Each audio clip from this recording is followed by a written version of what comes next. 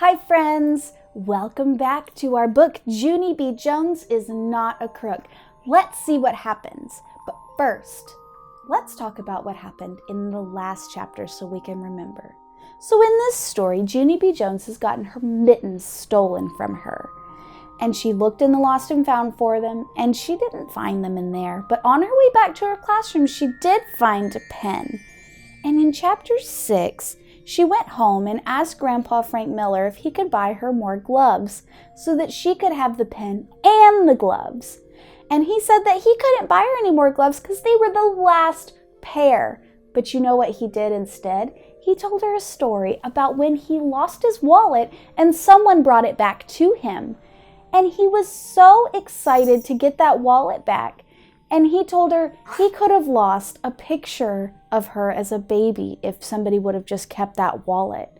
And so let's find out what happens in chapter 7, because I think that story might give Junie B the idea to give back the pen. Let's find out. Chapter 7, The Pink Fluffy Girl. After I talked to my grandpa, I went to my room and I closed my door real secret. And I took my wonderful pen out of my pocket and I did a big sigh. Because I had confusion in me, that's why. I wish I never even heard that wallet story, I said. Because finders, keepers, losers, weepers isn't the rule apparently. And so now I might be a crook. I looked at my wonderful pen. Yeah, only I don't feel like a crook. I feel like a lucky duck. But I still have to take this thing to the lost and found probably, and then it will just go to waste, just like the teddy backpack. All of a sudden, I heard Mother and Daddy come home from work, and I quick hided my pen under my mattress, because those two would not be understanding in this situation.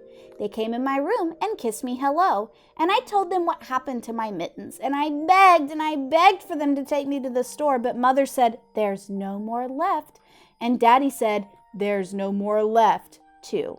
And so there was no more left apparently. That's how come I got depressed all over again, and I couldn't even sleep that good that night. I kept wondering about who was the mitten crook, and what did he look like? Because I've seen crooks on TV before, and they're biggish and meanish with tattoos on themselves. Just then I sat up in my bed, because I had a good idea popped into my head, that's why. Hey! A tattoo is easy to spot, I bet, I said.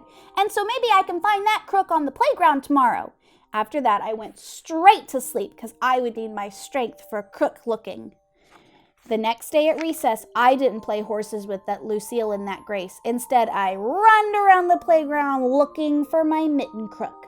Only too bad for me because most of the children had their jackets on, and so I couldn't see any crooks with tattoos. Pretty soon, the bell rang. And that's when my eyes got tears in them because I would never see my mittens again. Not ever, ever, never.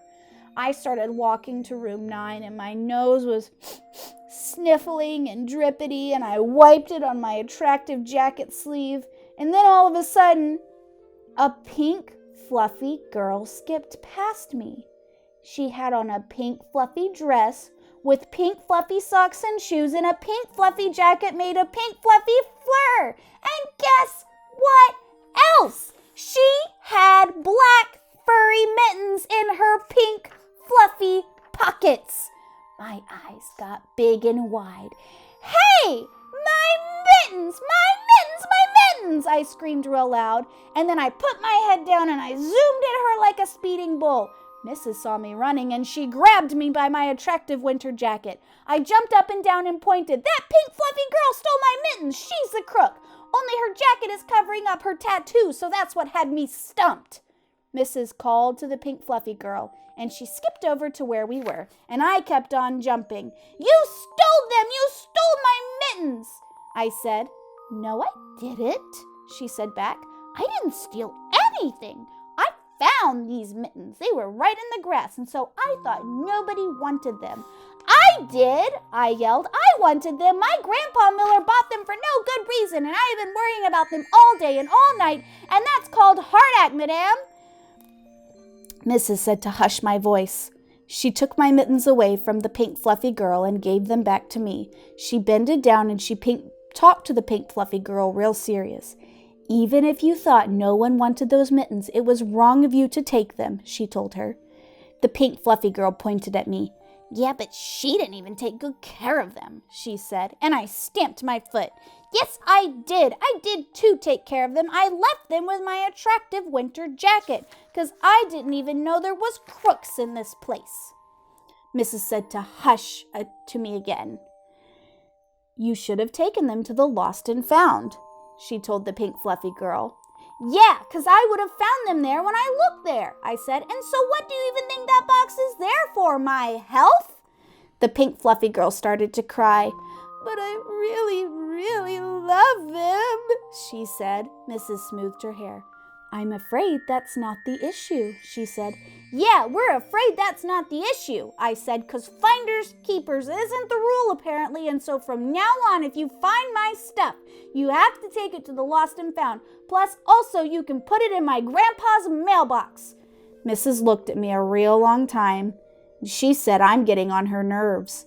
And after that, she held the pink fluffy girl's hand, and they went to talk to her teacher.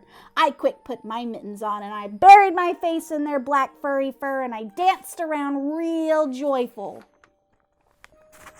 That was the end of chapter 7. Oh my goodness, that was an exciting chapter. Let's talk about who was in the chapter. There were a few characters. There was Junie B. Jones. There was Mom and Dad. They came in for just a second. Then when she got to school, she looked all around and she saw, the girl never got a name. She just called her the pink fluffy girl. That was one of our characters. And who else was in it? Mrs. So those are our characters in our story today. Let's talk about what happened. First, Junie B. Jones was so upset that she couldn't sleep all night and all day. And the thing that she was upset about was the mittens. But then she had an idea to look for the crook, and she was looking for a tattoo because she thought that a crook would have a tattoo. I think that's kind of silly. But she spent all recess time looking for that crook, and she didn't find them until she went to go inside, and what did she see but the pink fluffy girl? And the pink fluffy girl had her black furry mittens. Oh my goodness. And so she got a hold of Mrs., or Mrs. got a hold of her, and they talked to the pink fluffy girl. Mrs. tried to remain very calm, but Junie B. Jones did not handle that situation well. But in the end, Junie B. got her mittens back. She was so happy to have them back. And the pink fluffy girl probably got in trouble with her teacher because Mrs. was going to go talk to her teacher. So, when we read our story tomorrow, it's going to be our last chapter. So it's going to be very exciting to find out what Junie B. decides to do with this pen. I bet that she has a change of heart. I'm thinking that she might decide to turn it in. I want you to think about what you think Junie B. Jones is going to do with that pen. And we can talk about it when we come back tomorrow to read the last chapter of Junie B. Jones is Not a Crook. See you then.